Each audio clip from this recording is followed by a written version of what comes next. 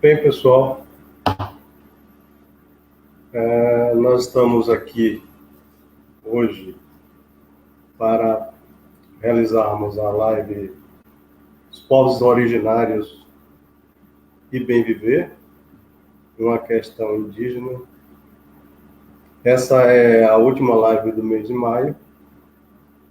Nós que estamos, ao longo desse período, trabalhando nesses meses em que estivemos em isolamento social por conta da pandemia, a Brasme, através da nossa presidente, Ana Pita, e de todos os membros da diretoria, agradece a participação de todos, onde tivemos, inclusive, recentemente, em alusão à luta antimanicomial, o nosso webinário, que trabalhamos com a temática da coletividade no distanciamento, uma dor assim pungente que não há de ser inutilmente. Essa temática foi trabalhada no dia 21, em mesas pela parte da manhã, tarde e noite, exatamente para que a gente pudesse fazer referência a esse momento. A temática da questão dos povos originários, ela surge exatamente em função de termos presenciado a forma como está sendo tratada, principalmente nesse período de pandemia, mas muito mais ao longo de toda a existência, em função até da própria colonização, o descaso que se tem tido em relação aos povos indígenas. Inclusive, aqui no Amazonas, nós tivemos aí um fato que nos chama muito a atenção, que é de termos uma subnotificação, inclusive com números.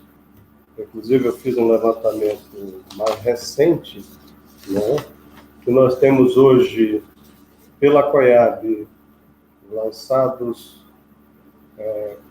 como confirmados 731 casos e 116 óbitos.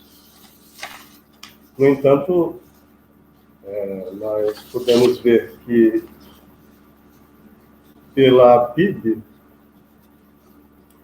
nós temos um número muito maior, também, que nos chama a atenção, que no levantamento está em 1.471 infectados, com um número de 149 óbitos, ou seja, uma grande subnotificação que nos preocupa, E por conta não só dessas questões, mas também entendendo que a temática do bem viver é algo que faz parte da nossa natureza, que a forma de vida, a busca por uma vida em harmonia, com a natureza, como os povos indígenas têm buscado, e que, de certa maneira, têm sido, ao longo do tempo, violentados, nós resolvemos trabalhar com essa live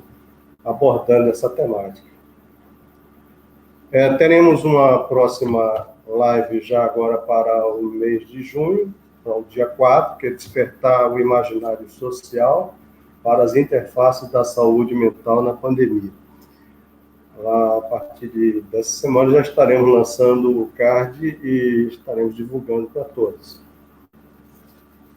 Bem, sem mais delongas, eu vou apresentar aqui os nossos convidados, Ailton Krenak e Anita Puxá, são os nossos convidados para participar hoje, falar um pouco sobre cada um.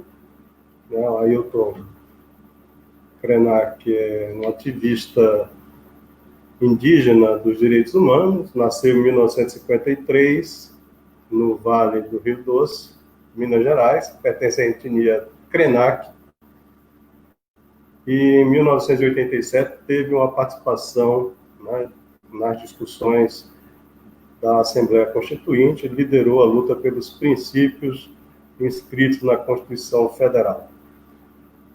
O Ailton é professor honoris causa, reconhecido, né, titulado com diploma pela Universidade Federal de Juiz de Fora. Tem vários prêmios, né, que já recebeu, internacionais, inclusive. É uma pessoa, né, de grande influência, né, na questão ambiental e, principalmente, né, com uma participação internacional representativa dos povos indígenas, né, do Brasil. A nossa segunda convidada é Dilaíse Vieira, a Nita, né, Nita Tuxá, nossa colega, né, psicóloga, pesquisadora, pertencente ao povo Tuxá, né, da aldeia Mãe de Rodelas, na Bahia, mestre em Antropologia Social pela Universidade Federal de Roraima, especialista em saúde indígena pela Unifesp, é atualmente membro, né, do Conselho de Psicologia da 20ª Região, representando o Estado de Roraima. A vocês, obrigado pela participação, pelo tempo disponível para estar aqui conosco, para que a gente possa trabalhar essa temática, né? E aí eu passo a palavra para a Edilaíse, para iniciar com as considerações, abordando, né, a questão dos povos originários e o bem viver, né, a questão indígena. Por favor, Edilaíse, fique à vontade.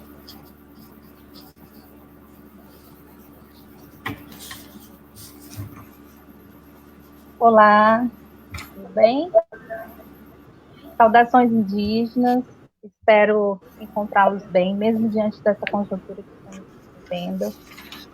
Felicitar a Braskem pela iniciativa do debate e dizer que está sendo uma honra e um medinho também, desculpa a expressão, estar ao lado do Ailton para discutir um tema que é tão relevante e do qual o Ailton tem significativa representatividade para a minha militância, né? O Ailton Krenak é um ser de luz e de luta que inspira os povos indígenas e nos representa onde quer que vá. Então, quero primeiro saudá-lo em nome dos parentes, agradecer ao Gibson por esse processo e à Braskem por essa oportunidade de podermos dialogar. E agradecer a todos que se motivaram de alguma maneira a estar aqui conosco para ouvir um pouco sobre a causa indígena. Primeiramente, assim, quando se discute a temática do bem viver em relação aos povos indígenas, povos originários, eu tenho sempre muita provocação, né? Porque o bem viver, o Gibson introduziu brevemente, ele tem uma abrangência de muitos significados, mas é compreendido como o equilíbrio, uma relação harmoniosa que as pessoas estabelecem com o seu meio ambiente, né, a relação com a natureza e com as pessoas, o seu ciclo comunitário. E pensando esse bem viver, ele é uma nomenclatura que não é nossa. Ela é um termo que veio de uma constituição dos povos andinos, que é caracterizado para eles como uma política pública constitucional, e que veio chegando no Brasil pensando em atrair esse tema em substituição ao termo de saúde mental em contexto indígena. Pelo menos é a leitura que eu faço, né? E aí é claro que a gente pode debater aqui sobre isso.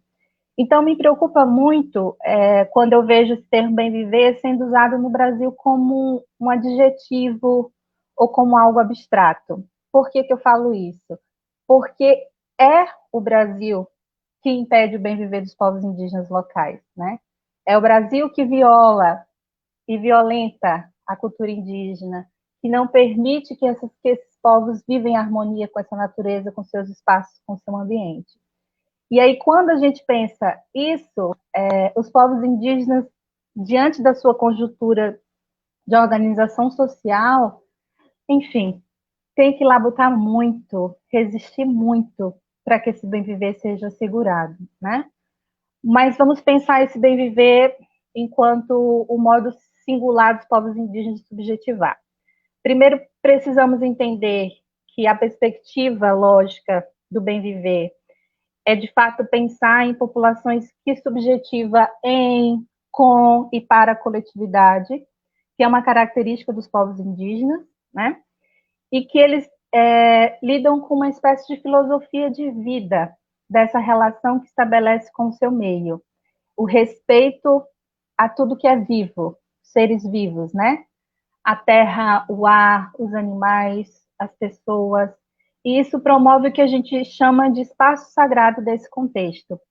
Diferentes etnias vão dar nomenclaturas para isso, seus encantados, relações com os não humanos, enfim, aí entra no campo cosmológico da singularidade de cada etnia, de cada povo, que é muito importante a gente situar isso, né?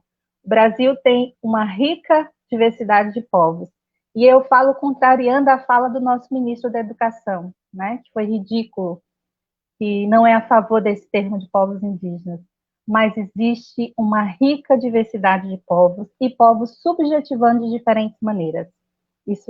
Isso é fato e isso tem que ser assegurado nessa perspectiva de bem viver e de bom viver, né? Então, quando a gente pensa essa questão de traçar essa harmonia com o meio, que os povos indígenas vão construindo, eu posso citar aqui algumas perspectivas que acredito que depois o Ailton, melhor do que eu, possa colaborar, que são a perspectiva que os povos indígenas têm para a concepção de pessoa, concepção de mente, e que difere muito da lógica dos não indígenas, né, do modelo ocidental.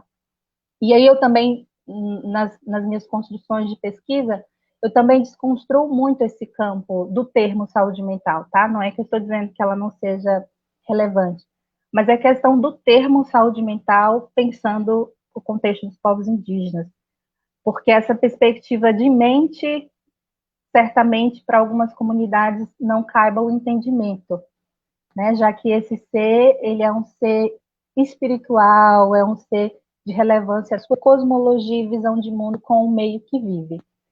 Então, se a gente pensa essas construções de noção de pessoa, visão de mundo, enfim, posso citar como exemplo, quando a gente pensa a lógica do modelo biomédico, nós temos a concepção de que o desenvolvimento humano ele perpassa por uma maturação biológica, né? Esse corpo vai amadurecendo, criando faixas etárias, enfim. E aí, quando a gente pensa essa lógica da construção de pessoa para algumas populações indígenas, ela perpassa pela lógica de ritos de passagem.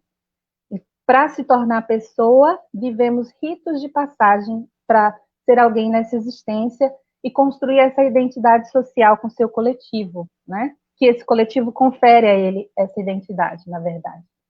Então, pensando assim, um exemplo nesse ponto. E aí, outras questões que nós podemos pensar, é como essa construção de identidade social, ela é articulada, né? Se você pensa uma dança para algumas comunidades, por exemplo, meu povo, que é do Nordeste, que se chama Toré, no Toré, nós temos a oportunidade de trabalhar diferentes significados, através do canto, com a simbologia, através da dança, através dos artefatos que usamos, né, da vestimenta, desde um brinco, um colar, uma saia de caroá, o próprio maracá, desde momentos que nós temos de reza, de processo de cura e de cuidado. Então, tudo isso vai construindo essa perspectiva de identidade social para esse coletivo. E aí as pessoas vão subjetivando nesse compasso, né? Bom, o que mais que eu poderia citar nesse contexto? Pontuar sempre a pluralidade cultural, né, dentre os povos, mas aí eu já vou entrar mesmo numa questão de crítica.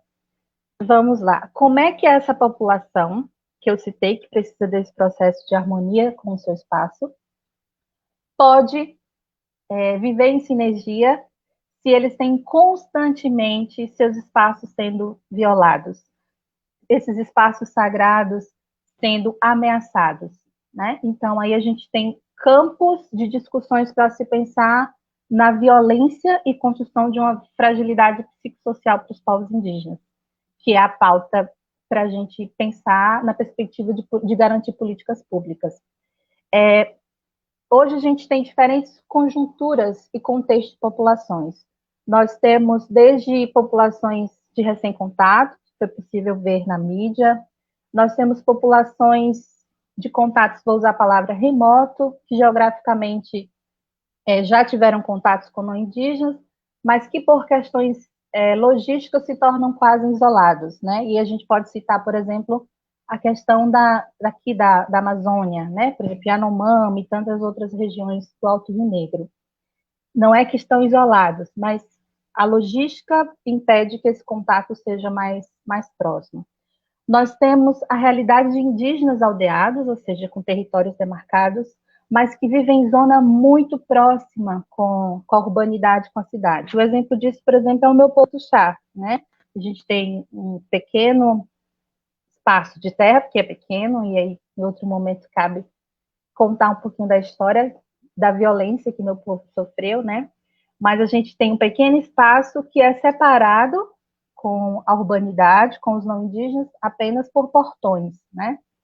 Então, você tem outras realidades de indígenas que vivem, de fato, em centros urbanos, e indígenas que estão em situação de vulnerabilidades no lugar de marginalizados, pela usurpação de seu território, pela falta de demarcação, enfim. Então, nós temos diferentes conjunturas que pedem, de fato, que os povos indígenas possam ter o bem viver e o bom viver, né? Então, a gente se esforça muito para que essa sinergia dentro do nosso coletivo aconteça. E aí, quando a gente cita o indígena na cidade, ele cabe significativos debates, porque se os povos indígenas, em seu modo geral, já é invisibilizados, vocês imaginem um indígena que reside na cidade, né? É o invisível, dos mais invisíveis, né? E então ele não tem garantia de políticas públicas, não tem uma atenção diferenciada por ser indígena, vive diferentes processos de adaptações, diria as fragilidades psíquicas, né? Psíquicas pensando a lógica do não indígena, essa ruptura do ethos com o seu comunitário. Então, tem diferentes questões da qual esse indígena carece ser assistido e que não é, né? E que é gerador de, como eu disse, de significativas fragilidades. Então, pensando nisso, vamos pontuar quais seriam essas violações e violências que impedem o bem viver, né? Desde a invasão do Brasil, que todos nos conhecem, o Brasil não foi descoberto, ele foi invadido, né? Os povos indígenas vêm tentando construir espaços de oportunizar políticas de direitos e políticas públicas. E a exemplo disso nós temos o Ailton Krenak, que já na Assembleia Constituinte de 87 reivindicou a pauta dos direitos dos povos indígenas, né? E, assim, tivemos significativos avanços, mas, olha só que coisa, ainda estamos aqui, né, depois de tanto tempo, debatendo as violações desses direitos, a negação desses direitos, ou tendo um governo genocida que classifica a garantia desses direitos como privilégios. Que é isso que o governo pensa quando vai garantir uma política para os povos indígenas, né? E essa política pública ela é um privilégio para esse povo. Infelizmente, também é muitas vezes o modo que a sociedade civil pensa, né, desse imaginário social para os povos indígenas. É tratado como privilégios sociais. E aí eu quero pedir encarecidamente a quem estiver acompanhando isso que desconstrua essa perspectiva de que os povos indígenas são privilegiados. Pelo contrário. E aí é um processo mesmo de sensibilização para vocês. E aí, pensando essa lógica desse imaginário social, esse bem viver dos povos indígenas, que a gente citou, né, como um modo singular de existir e dessa relação com o meio, ele também é visto pelos não indígenas como folclórico. E aí a gente pensa, de fato, os cuidados de atenção à saúde, a perspectiva de organização social, né?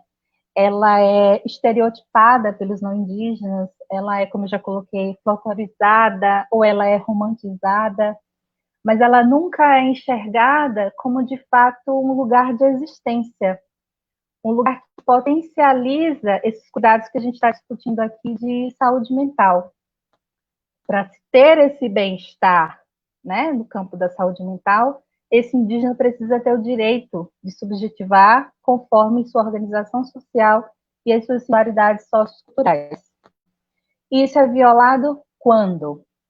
Quando há negação desse direito, quando nós não temos a demarcação de terra, e é importante pontuar que a terra é o principal elemento para esse bem viver dos povos indígenas, né? É nesse território que ele constrói essa identidade e esse processo de sinergia com o seu cosmo e a sua visão de mundo. Nós temos os territórios sendo invadidos, violados, né, por diferentes frentes. E aí eu posso citar a realidade de Roraima com garimpo, e nós temos questões de madeireiros, nós temos as questões da agroindústria, cujo o desenvolvimento agrário, né, é sempre visto como potente e os povos indígenas como aqueles que impedem esse progresso. Né? Então, tem sempre essa jogada que se faz para colocar a sociedade contra esse modo do bem viver dos povos indígenas, caracterizando que eles oferecem um atraso no desenvolvimento do Brasil. A gente tem também, como eu já citei, essa invasão, a questão dos madeireiros, a ausência de políticas públicas, a escassez de segurança alimentar dentro dos territórios. Quando a gente discute a demarcação, a ausência dessa demarcação de terras, nós temos, por exemplo, populações indígenas vivendo em modo ilhado, né, como eu já citei, em área direta com o urbano, cujo esse território é tão pequeno que não tem condições de expandir ou de produzir, né, e aí entra uma crise de insegurança alimentar. O que mais que a gente pode pensar? O próprio preconceito e a discriminação nessa condição de ser indígena, né, dessa invisibilidade, ou de uma visibilidade distorcida, que também acontece isso, né? Pode-se haver uma invisibilidade ou visibilidade que fragilize ainda mais esse lugar dos povos indígenas, e é por isso que a gente sempre reforça a necessidade do lugar de fala, né? Que se tenha os próprios indígenas falando da sua vivência, do seu processo de pertencimento e da militância que tem para construir esses espaços de fala. Tanto é que, pensando nisso, nós formamos, e aí me permitam falar, como o Gibson já me apresentou, eu sou graduada em psicologia, né? E a minha busca pela psicologia foi justamente nesse desejo de contribuir com essa perspectiva da política de atenção psicossocial dentro das comunidades indígenas, que eu sempre vi como violada, segregada. E aí, recentemente, um grupo de indígenas psicólogos, do qual eu faço parte, nós fundamos a ABIP, que é uma Associação Brasileira de Indígenas Psicólogos, em busca de uma psicologia pintada de genipapo e urucum, né?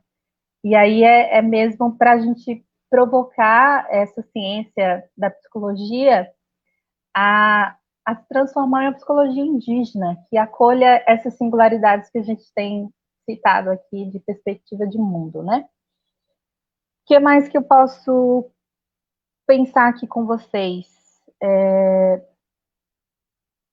Discutir, por exemplo, e aí eu falando dessa busca dos indígenas por lugar de fala, que os povos indígenas têm suas potencialidades de enfrentamento, né, a toda essas mazelas que sofrem desde a invasão do Brasil, enfim.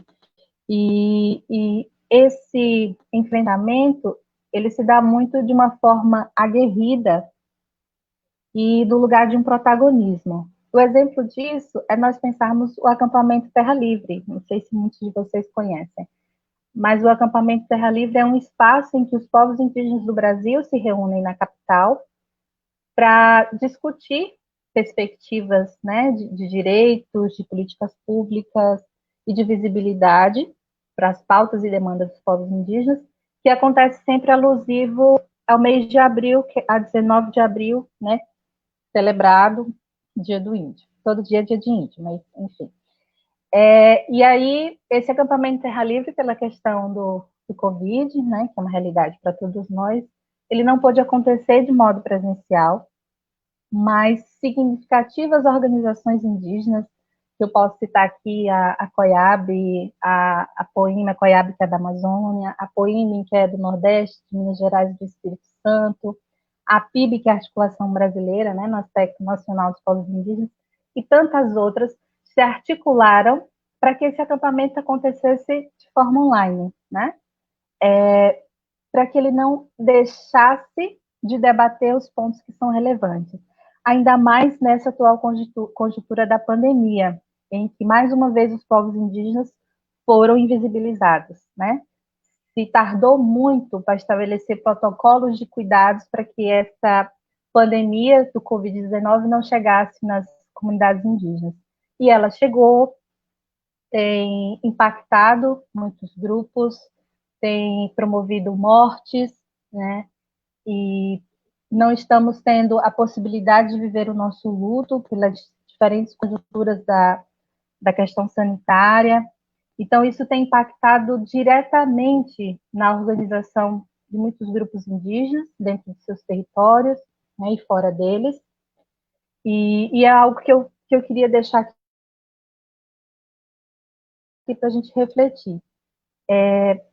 Acho que podemos finalizar por aqui, e aí, na medida da discussão, eu posso voltar com a temática. Pode ser, Gibson?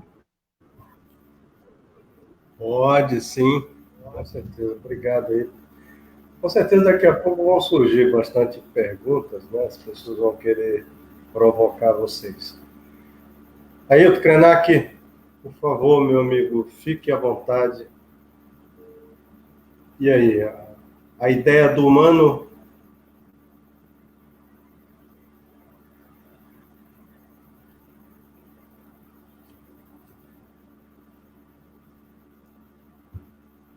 Verifica se o seu microfone está ativo. Agora sim. Boa noite. Boa noite a todos e cumprimentar a nossa querida Edilaíse, que fez uma exposição profunda desse lugar de fala, que ela muito bem expressa, da perspectiva da saúde mental, da perspectiva disso que vem acrescentar no nosso horizonte ameríndio, a visão dos nossos parentes que vivem para além das fronteiras desse nosso país. Mencionou muito bem o fato de existir na Bolívia, nas constituições latino-americanas, um avanço importante, que é o de evocar um modo de estar no mundo que pôde ser expressado nessa ideia de bem viver. Os nossos parentes quechua, eles têm uma palavra que é o sumac calçai. Sumac calçai é uma expressão, para além da ideia traduzida para o castelhano, de bem viver, é um estado de compartilhamento da existência, onde as nossas subjetividades elas são afetadas por toda a existência, pela Pachamama, pela terra. E esse sentimento ancestral que nós compartilhamos, todos os nossos povos, esses povos originários, convoca também uma observação sobre esse outra camada de mundo que se sobrepõe a nossas existências, que é o colonialismo. O colonialismo e todas as suas seus paradigmas, né? Todas as a gente poderia também considerar que o Ocidente traz uma cosmovisão carregada de sentido que se sobrepõe às vidas de milhares de povos que já tinham estabelecido, de alguma maneira, um sentido de vida, de existência com a Terra, que foi profundamente abalado com a colonização, com isso que a nossa querida Anitta chamou de invasão. Pode parecer uma reclamação constante dos povos indígenas lembrar que nós vivemos sob um regime colonial. Os nossos irmãos não indígenas experimentam de vez em quando alguma descontinuidade na sua vida social e sofrem com isso, como agora estão experimentando. Para os povos originários, essa descontinuidade é uma história longa, é a história da negação do nosso modo de estar no mundo e uma convocatória à nossa inclusão no sistema de valores do Ocidente.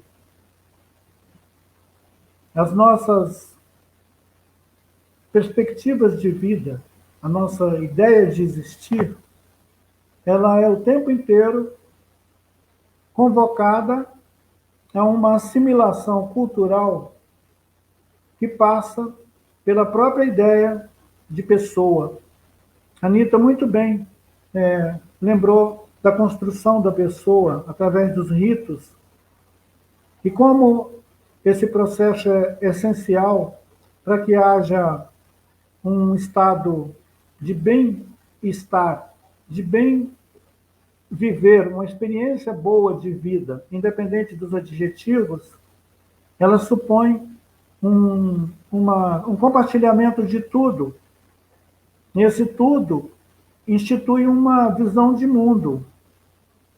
Se nós estamos sofrendo o tempo inteiro uma ameaça sobre a nossa visão de mundo, significa que nós estamos, em algum grau, passando por um sofrimento mental.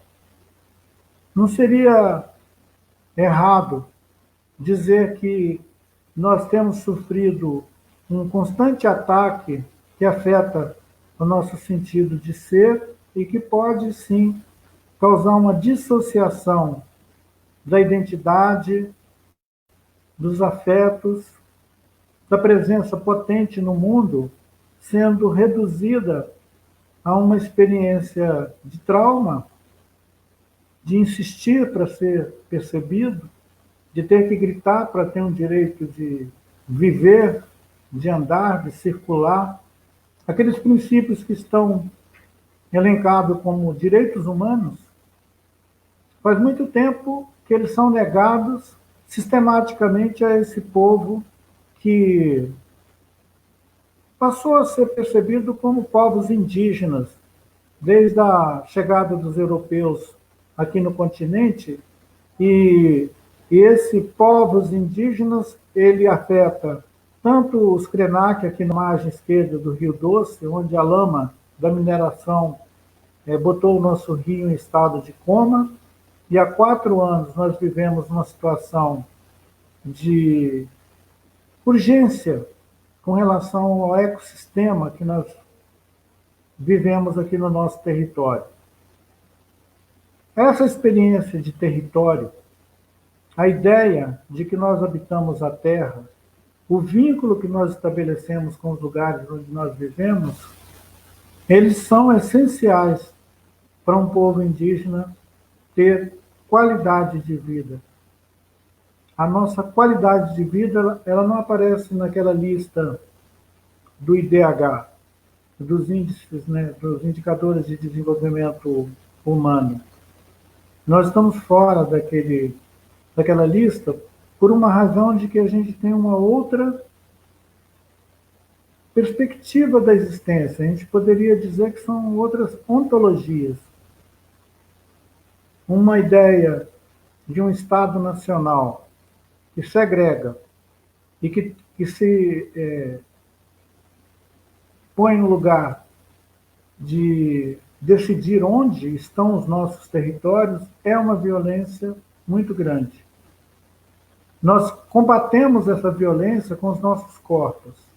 Isso acrescenta mais violência a essa experiência da vida. Eu ouvi essa minha querida irmã Tuxá falando do seu povo, vivendo num estado de constante pressão pelo tipo de ocupação territorial que vivem, lembrando os nossos parentes que estão na floresta, e dessa diversidade de situações ou condições que os povos indígenas são lançados dentro da história colonial a dar resposta. São exigidos desses povos resposta a cada dia sobre como vão viver o dia de amanhã. A ideia expressa naquele manifesto Amanhã Não Está à Venda, ela foi motivada pelo meu sentimento de que nós não temos ainda um lugar no conjunto da formação da sociedade brasileira para que os povos indígenas possam expressar-se de uma maneira criativa e ampliar os horizontes para os nossos vizinhos, os nossos irmãos não indígenas, por uma negação constante do nosso saber, do nosso modo de estar no mundo e das nossas possíveis contribuições para constituir uma sociedade menos violenta, menos segregada. Nós temos os nossos vizinhos de condição social no nosso país, que são os negros.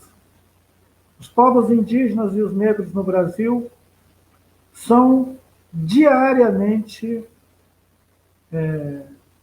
enxotados do lugar que poderia ser constituído como um espaço de cooperação entre povos diferentes. Quando nós temos uma autoridade pública dizendo que não tolera ouvir a palavra povos indígenas, nós sabemos que a lista é grande daqueles que ele não tolera. Isso significa que nós ainda vivemos uma realidade onde a ideia do homem branco, rico e muito provavelmente cristão impõe aos outros povos o que seria uma condição, digamos, cidadã para coexistir e para conviver socialmente.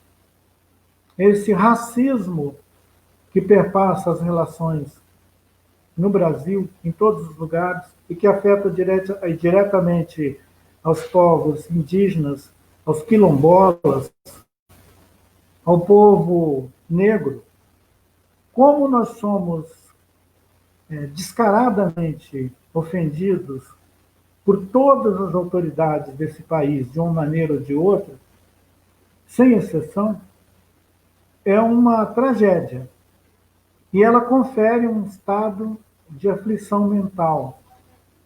Eu convivi com pessoas de 70, 80, 100 anos, e eles sempre me reportaram uma experiência de sofrimento mental na relação deles com essa coisa colonial que demarca os lugares onde nós temos que viver segregados.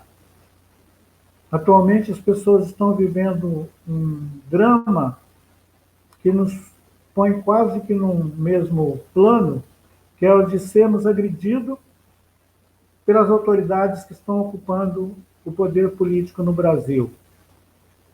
Mas, afora esse período em que todos somos tratados mal, quando a sociedade brasileira volta aos seus termos, como ela observa o sofrimento mental desses povos marginalizados, que eu já mencionei aqui, e que a lista poderia ser acrescentada, porque tem muita gente fora dessa lista, que também são execrados, são impedidos de articular um jeito de estar no cotidiano, seja na cidade, na zona rural ou na floresta, como se existisse um único modelo de convivência possível. E a negação dos saberes, a negação das práticas de cuidado que os nossos povos sempre tiveram, porque senão não estaríamos vivos e não estaríamos resistindo como resistimos. A negatividade que se impõe a essas formas de vida, de organização social, a negação de que a gente possa continuar tendo nossas comunidades vivendo em coletivos e uma constante convocatória para a gente integrar a sociedade ocidental, ela é uma violência que afeta diretamente a ideia de pessoa. No caso, a ideia de uma pessoa que tem a experiência de constituir um sujeito coletivo. São sujeitos coletivos. Em mais de uma oportunidade, eu já insisti em lembrar para os nossos irmãos não indígenas que nós ainda temos essa necessidade de afirmar uma experiência coletiva de vida, onde o que nós podemos ter de bom para a nossa vida deve ser compartilhada com os outros também. A ideia de que a Terra é um organismo vivo e que o nosso vínculo com esse organismo vivo mantém a nossa sanidade, mantém o nosso bom viver, ele tem sido a principal motivação da luta dos povos originários nesse continente americano todo. Talvez na Bolívia, no Equador, quando evocaram essa memória do bem viver, do Sumac Calçai, o que estavam, na verdade, era insistindo para dar visibilidade àquela resistência profunda da vida que esses povos se atêm para poder estar vivo na contemporaneidade.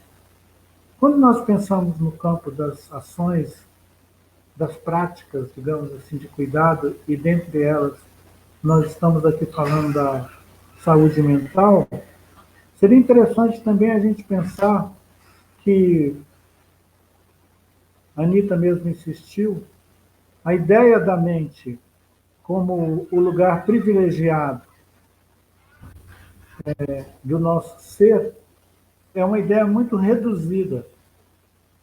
A ideia da mente, corpo, mente, aquela ideia de corpo sano, mente sana, essa é uma ideia que já deveria ter sido posta em questão na medida em que a própria ciência sabe que existe uma inteligência que é emocional, que ela não está na mente, ela está em outros sentidos.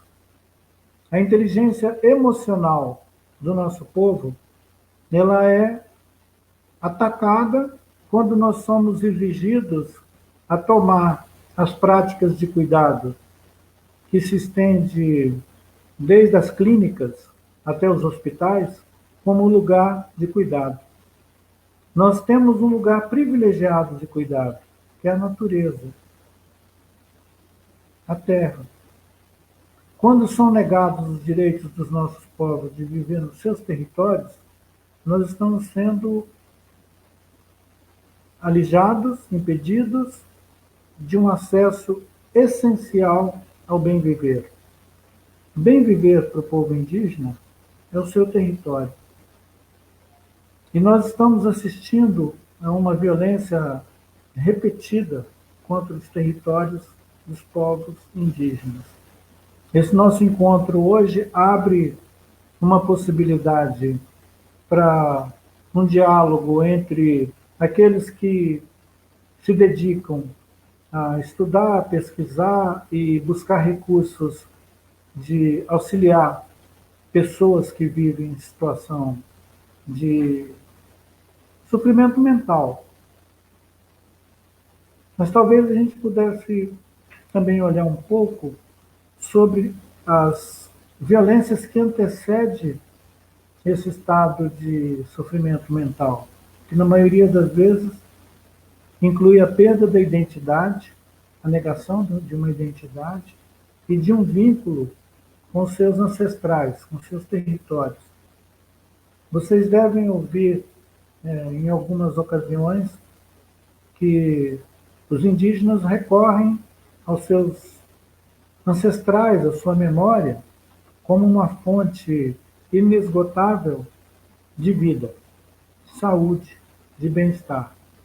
Se nós somos impedidos dessa experiência, essas práticas, alguns ritos que já foram mencionados aqui pela Anitta, da formação da pessoa, da constituição da pessoa e da possibilidade dessa pessoa se constituir um sujeito coletivo a partir da sua aceitação, da sua adoção por um coletivo amplo que dá sentido à vida, onde a vida não é uma corrida para o sucesso, onde você não faz o elogio do indivíduo, do ego, a ideia de um sujeito bem-sucedido, onde não existe um modelo de campeão, porque a ideia de potência, a ideia de capacidade, ela se estende para outros sentidos da existência, que não fica limitada ao campo do sucesso pessoal, do sucesso individual.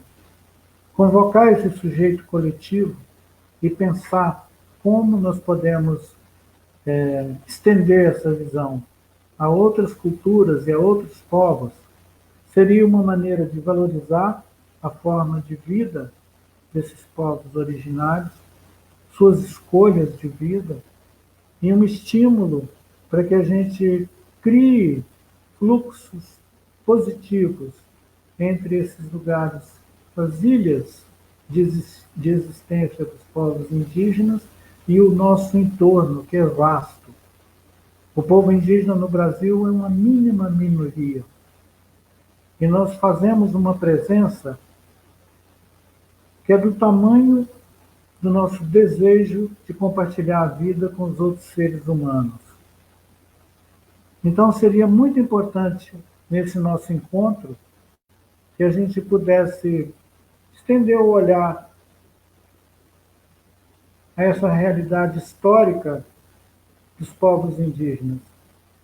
Foi mencionado aqui a minha participação no debate da Constituinte, quando eu conclamei todos que pensassem na importância de que os povos indígenas pudessem se constituir contemporâneos dos outros brasileiros, que a gente não tivesse a obrigação da aculturação, que nós pudéssemos continuar valorizando a nossa herança cultural, fortalecendo as nossas práticas culturais.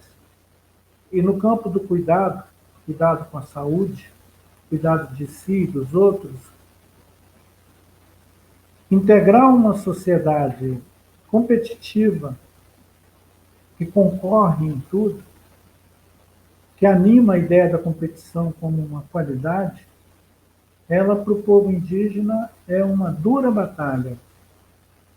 Eu gostaria muito de ampliar esse campo de discussão com os nossos colegas da saúde, dos cuidados da saúde, a saúde coletiva, a saúde mental. E nesse momento em que o nosso sistema público da saúde está tão fragilizado, fortalecer esse sistema abrindo um diálogo franco com os saberes de povos que historicamente foram marginalizados. Nós temos muitos povos, além dos povos indígenas, que têm saberes, têm práticas e têm cuidados. Esses cuidados todos deveriam ser percebidos como uma riqueza, que nós podemos recorrer a esses cuidados, compartilhar esses cuidados e evitar uma visão exclusiva da ideia de saúde, da ideia de corpo, e da ideia de bem viver, de estar no mundo. Estamos vivendo agora uma crise global. No meio de uma crise global, nós somos desafiados a pensar além daquela linha comum. Digamos que quando tudo estava bem,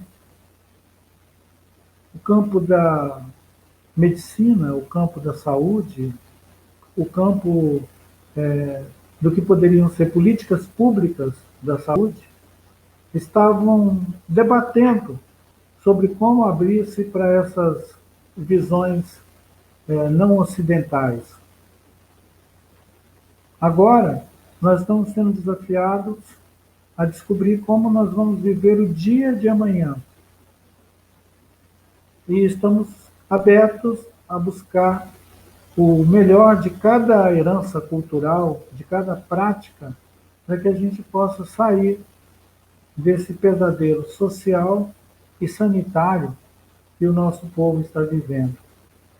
Quando nós iniciamos essa conversa, eu mencionei com o Gibson o meu sentimento de que eu deveria talvez estar, em vez de uma faixa azul, com uma bandana de cor preta, para expressar o nosso luto por milhares de pessoas que já morreram no Brasil dentro dessa pandemia.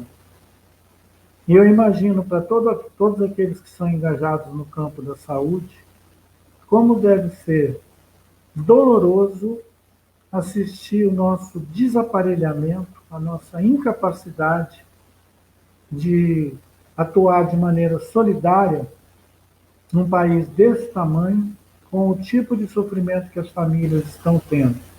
Então, a minha solidariedade e o meu sentimento de luto com todos que perderam algum parente, algum amigo, algum familiar, e vamos ampliar nossos campos de afeto e solidariedade uns com os outros, e vamos nos apoiar nisso. É o que eu tenho a compartilhar com vocês e fico aberto para o nosso diálogo.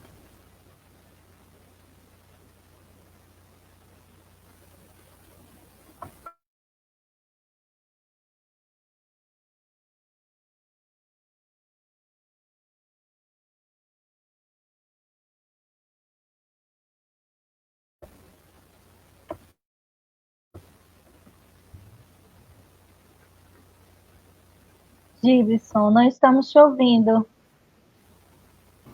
Opa, desculpa. Eu cliquei e não abri o microfone. Ok. Muito obrigado aí, Krenak. Mais uma vez, realmente é bem provocador, né, em tudo que você está colocando.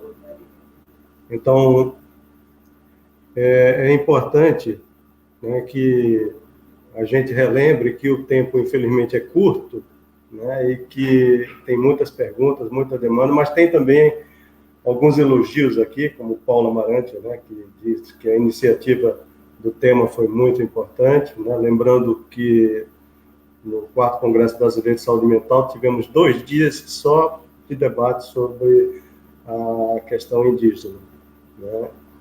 Nós tivemos aqui algumas provocações, né, que a Sandra Maria Salles fala sobre, quer ouvir um pouquinho mais, né, o Ailton, sobre os sonhos, né.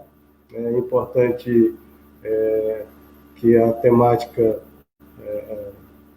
seja abordada, né, também, né, porque o fim do mundo, né, para ele, né, em Ideias para Adiar o Fim do Mundo, né, ele coloca essa temática, né, dos sonhos.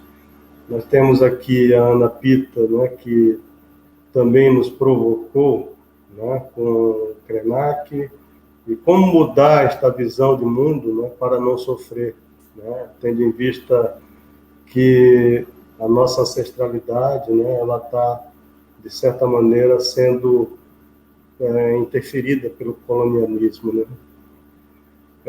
Mais adiante nós temos aqui algumas provocações para Anita Tuchá, tá, sobre a associação, para você falar um pouco mais, tá? dizer como se constitui, como é que se reúne, se organiza, né? E sobre a questão da invisibilidade, né, como você colocou, né, dos povos indígenas. Ou seja, existem várias provocações que foram feitas, e como o nosso tempo ele é, né, curto, temos que tentar dar conta, tá certo, desse tempo.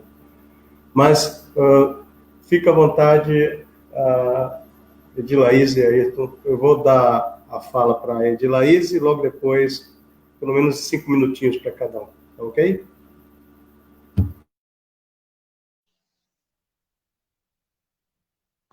Estão me ouvindo? Esqueci, né? Então, primeiro eu queria saudar o Paulo Amarante pela militância, tive a oportunidade de conhecê-lo pessoalmente e de entender um pouco da lógica das suas contribuições na escrita e na prática. Te desejo muita saúde, muita força, né, para dar continuidade às propostas que você vem fazendo ao longo da sua existência, que contribui muito para todos nós. Eu tentei acompanhar um pouquinho as perguntas e acho que umas delas dialogam muito com a proposta nossa da articulação, né? A articulação surgiu, a articulação de indígenas psicólogos, justamente para tentar desconstruir e tentar construir outras pontes de diálogos. A psicologia, ela ainda está muito fechada nos aspectos biomédicos e nos aspectos ocidentais, né? E aí eu sempre faço uma crítica, a gente não tem ainda nem uma psicologia brasileira, como é que a gente quer ter uma psicologia indígena, né? Claro que tem tido muitos avanços, isso é inegável, né? Nós temos avanços significativos de atuações de profissionais dentro do campo da saúde indígena, que é onde iniciou esse processo maior de aproximação, né? E aí o Ailton trouxe uma coisa muito, muito interessante, que é a perspectiva de pensar essa questão da dissociação da identidade e dos afetos, né? Que são esses pontos que têm gerado essas fragilidades no aspecto psíquicos, né? Pensando essa palavra. Mas essas vulnerabilidades que eu citei, da violação e dos espaços invadidos, estão diretamente atreladas a esse processo de adoecimento dentro do contexto. Eu trabalhei com o povo Iequana, aqui, né, no estado de Roraima, e um dos desafios era o enfrentamento ao suicídio. E nem eu, na minha condição de indígena, me sentia capaz para fazer esse tipo de abordagem, porque era uma cultura distinta da minha, né? Os equanas têm modos singulares de organização social. E eu ouvir da liderança equana, que eu fui conversar com ele, como ele entendia essa lógica do suicídio, ele dizia que a terra estava doente, né? E se a terra dele estava doente, o povo também estava. E que precisava haver uma harmonia desses dois campos. E aí ele citou a questão do garimpo, que é a região da terra Yanomami, os equanas vivem em terra Yanomami, né? Que é impactante, e aí eu chamo a atenção para estudos que mostram o quanto o chumbo, o mercúrio, né? Enfim, esse processo do garimpo dentro dos rios produzem adoecimentos psicológicos. Acho que muitos de vocês já fizeram leitura a esse respeito, né? Então, nós temos tido impactos diretamente no campo biopsicossocial, né, para as comunidades indígenas. E aí, a depressão, a ansiedade, crises de ansiedade, enfim, diferentes demandas que está fragilizando esse aspecto cosmológico do coletivo. E aí, isso vai gerando demandas para se pensar as intervenções de cuidado nesse processo, né? E aí, quando a gente pensou a articulação, como eu já coloquei, foi de fato pensando em criar perspectivas para esse diálogo e essa aproximação, para termos o cuidado de não patologizar aspectos que são culturais. Eu vi que alguém perguntou sobre o uso do psicotrópico. Infelizmente, ele tem sido gritante, né, em algumas comunidades indígenas, e a gente precisa urgentemente discutir isso, assim como a questão do uso de testes psicológicos, que eu não sou favorável, porque ele vem de uma outra lógica, né, e aí ficam tentando... o Ailton falou uma coisa interessante, né? Ficam os não indígenas ditando como os indígenas devem viver, se comportar e até como devem adoecer. E esquecem que antes de existir essas ciências todas, esses povos originários já tinham seu sistema de cuidado de alta tensão. Né? E aí, quando eu imponho o meu sem ouvir o do outro, eu já estou praticando uma violência, já estou praticando racismo, eu já estou desconstruindo a linha de cuidado que o outro tem para enfrentar o seu próprio processo. Então, cabe muito mais o que nós temos de elemento primordial, que é a escuta, é a nossa potência, né? É a escuta do que chegarmos ditando como vai ser esse cuidado.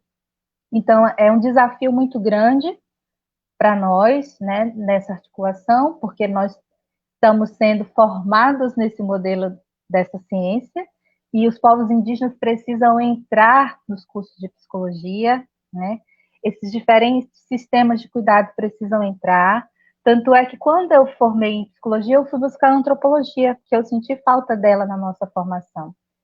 A antropologia é muito pouco dentro dos 5, 6 anos que a gente faz de psicologia, né? Ela deveria vir mais para nos sensibilizar no aspecto do olhar e do cuidado. E aí uma outra coisa que eu pontuo sempre, a gente está aqui no campo da saúde mental, é pensar que quando está na linha de atuação com os povos indígenas, aí eu falo enquanto equipe multidisciplinar de saúde indígena, dentro, né, dos contextos territórios, os profissionais acham que isso é exclusividade única do psicólogo. E a gente precisa desconstruir isso, né? A atenção à saúde mental, ela perpassa todas as formações. Claro que dentro da limitação de cada um, né, do que o seu curso e a sua prática oferece.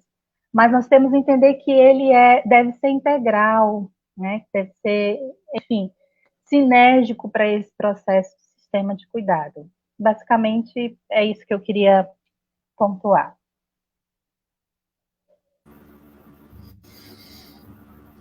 Ok.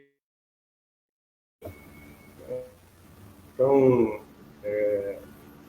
querendo escutar você mais, por favor. Eu creio que agora eu não vou ter oportunidade de compartilhar com os nossos amigos a ideia do sonho, a ideia de ampliar o campo das nossas subjetividades como uma prática que pode nos auxiliar no enfrentamento de crises, de tragédias como essa que nós estamos agora passando, que ela sobrepõe uma grave pandemia com uma crise administrativa e política na nossa vida social. Então, eu vou aproveitar a oportunidade para cumprimentar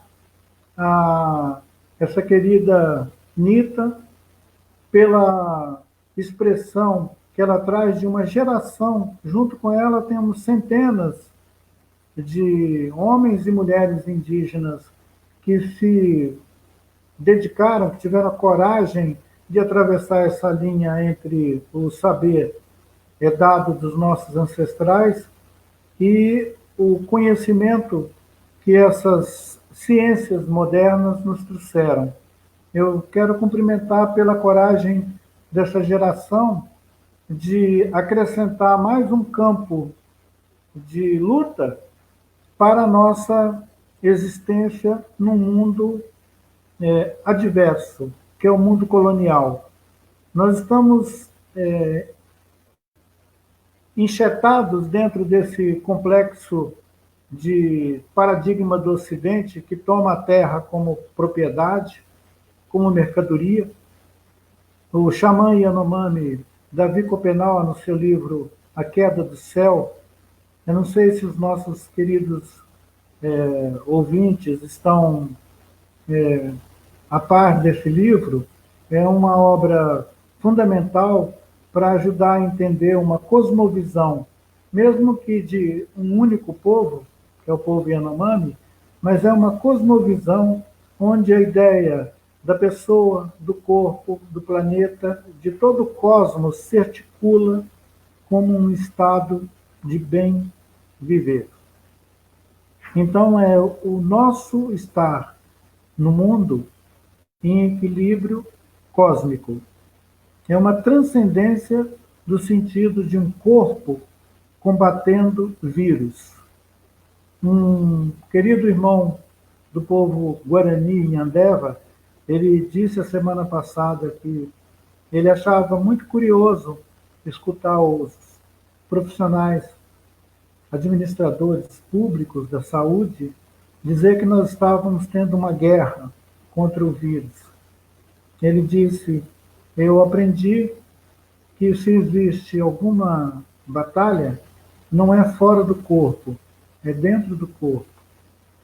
Eu achei uma síntese muito brilhante ele lembrar que a concentração e o mergulho dentro de si é a melhor maneira de combater qualquer estado de desequilíbrio, mesmo esse que vem através de um vírus, sem demonizar o vírus, sem transformar ele num inimigo que você combate com armas exteriores, mas como um desequilíbrio que precisa ser corrigido dentro de nós mesmos.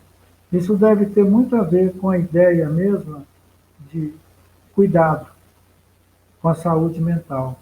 Era o que eu queria compartilhar com vocês agora.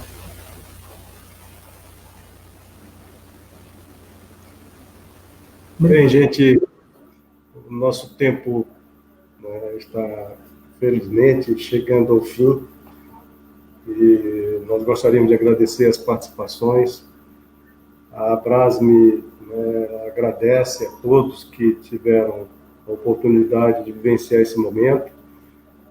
Especialmente agradecemos a Anita Puchá, ao Ailton Krenak, pela disponibilidade de tempo para estar aqui debatendo sobre as questões que envolvem a saúde mental, em especial dos povos, né, tradicionais. São muitas perguntas que surgiram, que infelizmente o tempo é muito curto para a gente conseguir dar conta dessa demanda. Mas agradecer a participação de vocês e dizer da importância que é da gente estar debatendo cada vez mais, né, de forma cada vez mais humana, né, a questão, né, da saúde física, né, saúde mental, relativo ao equilíbrio com a Terra, com o planeta, como um ser vivo que precisa ser cuidado. Obrigado a vocês, tá, pela participação. Vou aproveitar a oportunidade para informar Vidas Indígenas em Foco. Lindo, lindo. Uhum. Lindo, lindo, lindo. Uhum. Perfeito.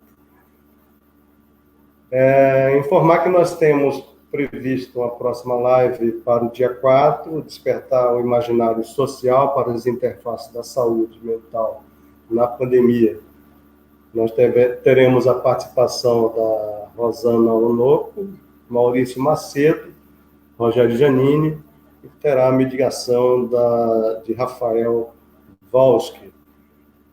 É importante lembrar, né, que a Associação Brasileira, né, teria a realização do nosso congresso que estaria previsto, né, para julho desse ano, infelizmente, né, nós adiamos e com certeza vocês vão receber informações sobre a data que deveremos agendar. Espero que esse tempo tenebroso consiga passar e que nós, né, consigamos continuar. A todos, muito obrigado e boa noite.